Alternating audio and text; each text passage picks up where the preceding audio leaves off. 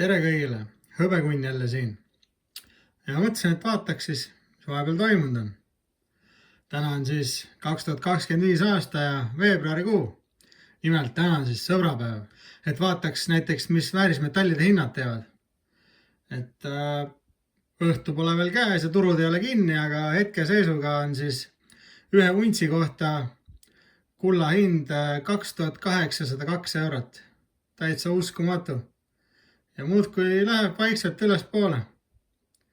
See 3000 ei ole enam kaugel, sõbrad, et muudkui tõuseb. Ja hõbeda hind hetkeseisuga siis 31 eurot ja 75 senti. Samuti tasapisi läheb ülespoole kogu aeg. Et päris hull värk ikka. Et väärismetallid tõusevad.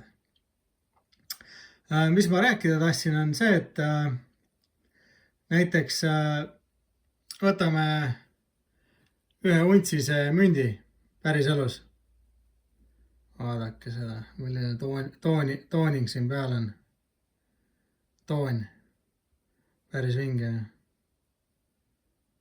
Et ühesõnaga, kui võtta näiteks ühe untsine münt, siis see üks münt on võrreldav siis tänase päevase seisuga 379 untsi hõbedat aktsiaturul siis. Et päris elus see üks unts võrdub aktsiamaailmas 379 untsiga. Kujutate ette või?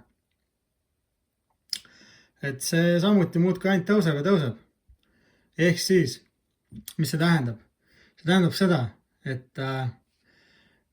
näiteks mõned päevad tagasi tuli Inglismaa pank välja teatega, et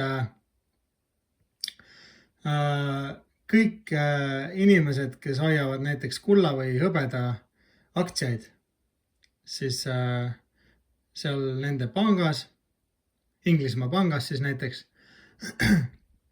et siis kõik, kes on nagu kliendid, kui nemad peaksid tahtma näiteks siis oma hõbeda välja võtta, nagu päris hõbeda vastu vahetada, mis neil seal aktsiates on. Et klientidel siis umbes kulub 8 nädalat. Et tähendab, alates 8 nädalast võib oodata seda saamist siis. Ja kes kliendid ei ole, nende kohta ühesõnaga ei tea, kuna nemad võiksid selle kätte saada, kes pole nagu tolle panga kliendid. Ühesõnaga, et mis ma tahan öelda, et mis ei ole sinu käes ja mida sa ei hoia, seda sa ka ei oma. Sest mõelge selle peale, kui te ei saa oma asju kätte, kui teil on neid vaja õigel ajal. Või siis näiteks mõelge, isegi kui te olete klient, mida võib teha väärismetallide hind 8 nädalaga. Mõelge, kui maailmas tuleb mingi räme suur mingi krahh näiteks. Et midagi ulme asja lihtsalt juhtub, et väärismetallid lihtsalt, ma ei tea, no sellist asja ei ole nagu olnud, aga et näiteks langeksid nagu 10-kordselt. Et kui investor on näiteks ostnud selle ühe mündi 30 euroga, et ta läks 10 euro peale. Ja kui neil on ikka tuhandeid untse seal või mida iganes, et mõelge, milline miinus see oleks näiteks. Aga ühesõnaga, see ei puutu tegelikult asjasse. Mis ma tahtsingi öelda, et üks unts päris elus võrdub aktsiamaailmas 379 untsi tänase seisuga. Ja kui kullast rääkida, siis üks unts kulda päris elus võrdub aktsiamaailmas 128 untsi. Et mida mina ei soovita, on see, et ärge pange sinna aktsia turgudesse. Te võite nagu osta oma aktsiaid, millest te olete nagu kindlad, aga miks osta väärismetalli aktsiat, kui sa saad väärismetalli osta päris elus? Et ühesõnaga, mida sa ei hoia, see ei ole ka sinu oma ühesõnaga, võib ka nii öelda. Sest kui sa ei saa oma asju kätte, siis mis sa teed? No? Et tähtsam saigi nüüd räägitud, et mis on tänase seisuga kuld ja hõbe ja mis nad teevad.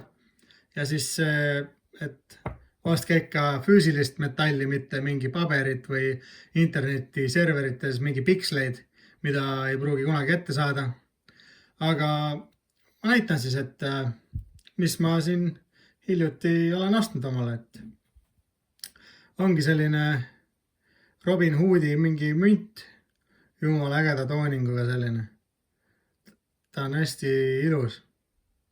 Aga tal on milkspotte teisel pool näiteks. Et jah. Aga kui siiapoole kelust toon peale tuleb, siis katab need milkspotid ära ja pole hullu midagi. Et väga vinge münt, Robin Hood. Siis siin on mingid 2925 prooviga sõrmust, mis ma hiljuti ostsin. Siis siin on üks vinge vintage sõrmus. Äge selline toon on peal. Samuti 925 prooviga, et väga äge. Mulle nagu meeldib. Selline käsitsi valatud ja omapärane selline. Ja siis samuti Ameerika Junk Silverit sai siis ostetud vahepeal, ehk siis Ameerika hõbedat, hõbesente siis nimelt, mis olid kunagi käibel. Ja kõik Ameerika sendid siis nimelt, mis on enne 1964 aastat või siis 1964 samuti kaasa arvatud, et siis on kõik 90% hõbedast tehtud.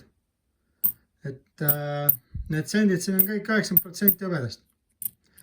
Et aastalt edasi niimoodi läks, et tehti seal mingi, vist oli seal 40% hõbedast ja siis üldse võeti hõbe välja ja niimoodi. Aga kuni 1964 on siis kõik 80% hõbe. Ja vaatame, mis aastad mulle õnnestus saada. Et esimene on siis 1956 aasta. Päris äge. One Time, United States of America.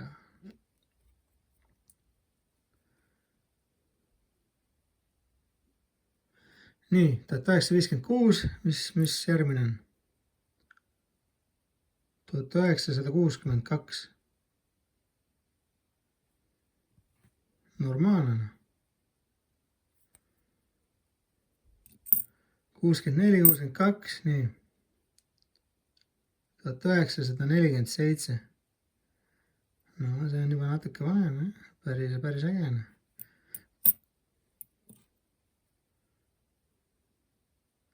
1963. Eelviimane aasta siis, kui tehti hõbedast. 90%-seid. Ja see on, ei fokusseeri ära, 1958. Normaalne. Sellised väiksed leiud siis tänasesse päeva. Et loodan, et video meeldis. Pange subscribe, kui teile selline kraam meeldib. Tean ja teen teile veel igast huvitavaid videosid tulevikus. Ja näeme juba järgmises videos. Olge tublid, siin oli Hõbekunn ja tšau!